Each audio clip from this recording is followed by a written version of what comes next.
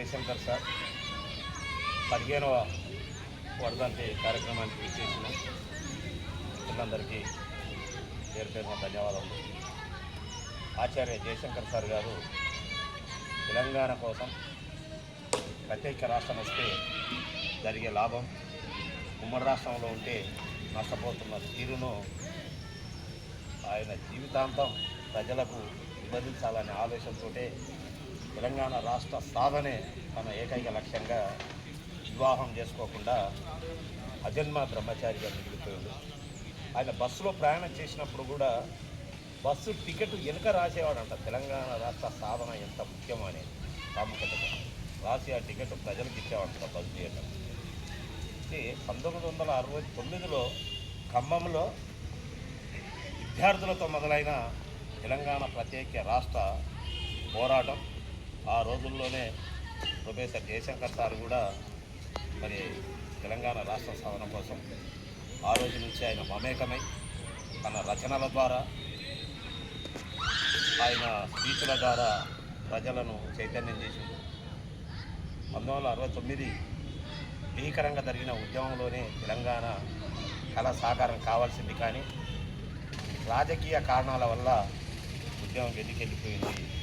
1996 నుంచి మలిదేశ తెలంగాణ ఉద్యమం కొండా లక్ష్మణ్ బాపూజీ గారు, ఆచార్య జయశంకర్ సార్ గారు, ఇతరత్ర మేధావులంతా కలిసి తెలంగాణ సాధించాలి, లేకపోతే మన భావితరాలు బాగుపడవనే ఉద్దేశంతో వాళ్ళు ఉద్యమం చేరుస్తారు.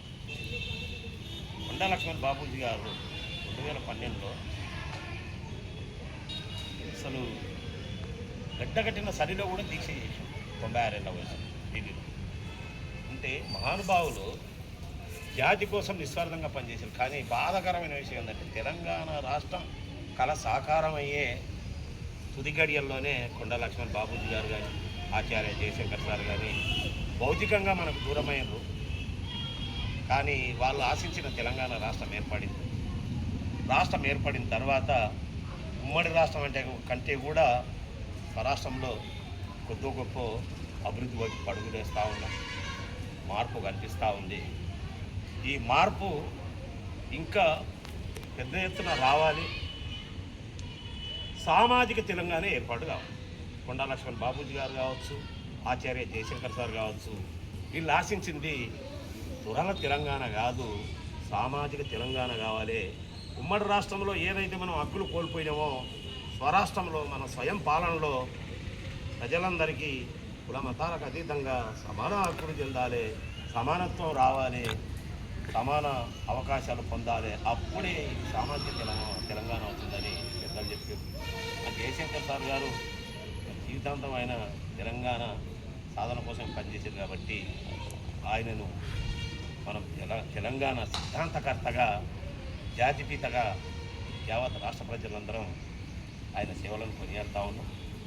ఆ 96లో మొదలైన మల్దేశ ఉద్యమం తర్వాత అప్పటికీ కేసీఆర్ కేంద్ర తెలంగాణ ప్రాంతానికి చెందిన కేసీఆర్ ఉమ్మడి ఆంధ్రప్రదేశ్లో రవాణా శాఖ మంత్రిగా చేసిండు. అప్పటికి కూడా కేసీఆర్ ఎవరో జయశంకర్ సార్కు తెలియదు.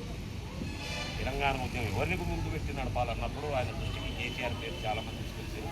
ఆయన మాటకారి, ఆయన చేయగలుగుతారని కేసీఆర్ గారిని, జయశంకర్ సార్ గారు, కొండా లక్ష్మణ్ బాపూజీ సారు, ఇతర మేధావులంతా ప్రోత్సహించి మరి ఆచార్య కొండా లక్ష్మణ్ బాపూజీ గారు జలదృశ్యంలో ఆయన సొంత ఇంటిని తెలంగాణ రాష్ట్ర సమితి కార్యాలయానికి వాడుకోవడానికి ఉచితంగా ఇచ్చి ప్రోత్సహించి, జయశంకర్ సార్ గారు అన్నీ తానే కేసీఆర్ గారికి ఈ తెలంగాణ రాష్ట్రానికి కావాల్సిన ఆవశ్యకత ఏంది, దాని సబ్జెక్ట్ ఏందనేది మొత్తం క్షుణ్ణంగా కేసీఆర్ గారికి నేర్పడం జరిగింది.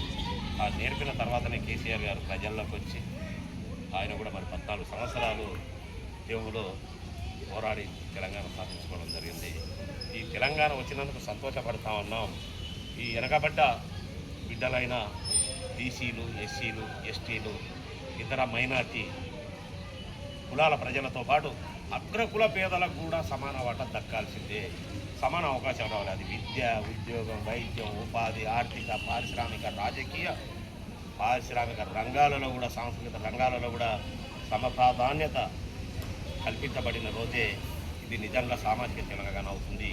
ఆ రోజే మనం ఆచార్య జయశంకర్ సార్ గారికి అర్పించే నివాళి నిజమైన నివాళి అవుతుంది. కాబట్టి జయశంకర్ సార్ను యాదిలో పెట్టుకుందాం.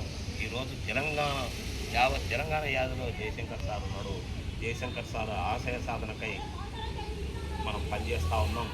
ఇంకా ముమ్మరంగా పనిచేస్తూ ఇంకా చాలామంది యువతను మనం చేసే పనిలో భాగస్వామ్యం కల్పిస్తూ ముందుకెళ్తూ ఆ మహనీయులకు ఆశయ సాధనకు మనం కృషి చేయాలని అందరినీ కోరుకుంటూ ధన్యవాదాలు.